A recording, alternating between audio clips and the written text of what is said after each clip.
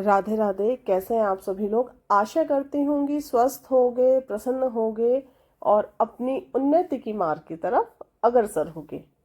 आज हम बात करते हैं कुंडली के दशम भाव की, जो आपका करियर है, आपका सम्मान है, आपकी प्रसिद्धि है।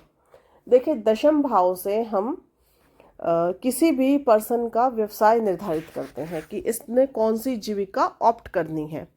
पिता का घर आपका 9th हाउस, जो आपके पिता और गुरु हैं, वो आपको ऑप्शंस देते हैं, या तो ये चीज़ कर लो या ये कर लो। ये जितने भी करियर को लेके बेटर ऑप्शन होते हैं वो पिता आपको देता है।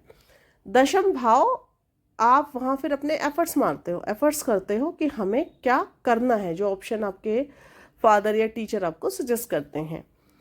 हमारा जो भारतीय समाज है उसमें पेरेंट्स अपने बच्चे का करियर उसको ऑप्शन दे देते हैं। तूने डॉक्टरी करना है, तूने इंजीनियरिंग बनना है, तूने सीए करना है, तूने गवर्नमेंट सेक्टर में जाना है, चार्टर्ड अकाउंटेंट बनना है, या जो भी उनको अपने विचारों से या अपने अनुभव से जो उनको बेस्ट लगता है वो ऑप्शन आपको दे दिया जाता है।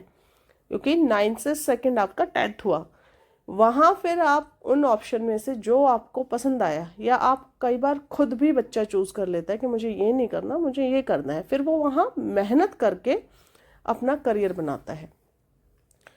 इस भाव में जो राशि होती है, जो ग्रह होता है, आपका जो व्यवसाय है कहीं ना कहीं उन चीज़ों से कोरिलेट करता है। फॉर एग्जाम्पल, अगर वहाँ मंगल की राशि है तो जो भी आप अपना प्रोफेशन चुनेंगे, उस प्रोफेशन में कहीं ना कहीं मंगल के कारक तत्वों की डायरेक्ट या इनडायरेक्ट इन्वॉल्वमेंट होगी। ये तो हुई उस भाव की राशि।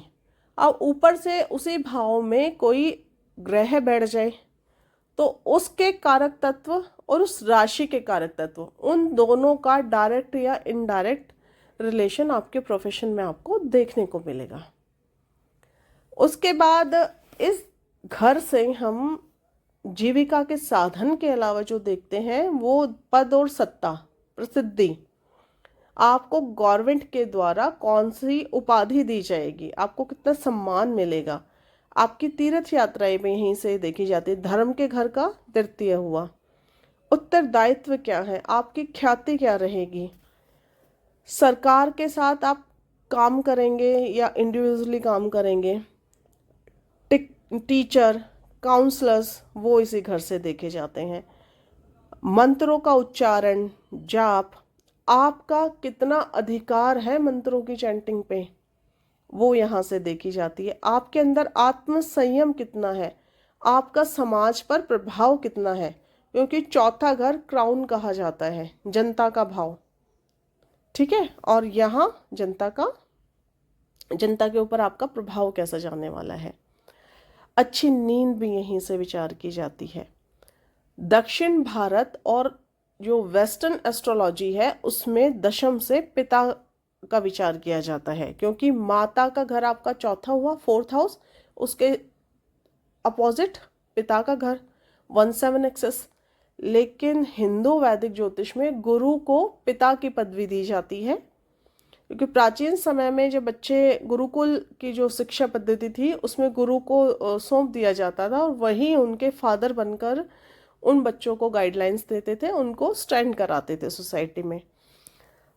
ऋषि पराशर जी भी पिता के भाव के लिए 9th हाउस को बोलते हैं और कहते हैं कि जब आयु देखनी हो ना अपने पिता की, तो आप दशम भाव से आयु का अंदाजा लगाइए कि एज कितनी होगी। दशम भाव केवल आपका व्यवसाय नहीं बताता, दशम भाव आपके पूरे होल सोल कर्मा को बताता है कि पूरे कर्म आप क्या करेंगे, कैसे कर्मा है आपके। इसके अलावा दशम भाव को हम क्या कहते हैं, केंद्र का भाव है, उपचय हाउस है, राज्य भी कहा जाता है। जैसा मैंने आपको बताया कि व्यापार, व्यवसाय, सम्मान, राज्य सम्मान। उसके अलावा यह स्थिर भाव है, स्त्री भाव है, और इसकी दक्षिण दिशा मानी जाती है। मंगल सूर्य को यहाँ दिग्बली कहा जाता है। इसी प्रकार की ज्योतिष से संबंधित सूक्ष्म जानकारियों के लिए या लर्निंग के लिए आप हमारे चैनल को लाइक कीजिए, सब्सक्राइब कीजिए और कमेंट सेक्शन में जाकर आप अपना जो प्रश्न है वो हमसे पूछ सकते हैं। धन्यवाद।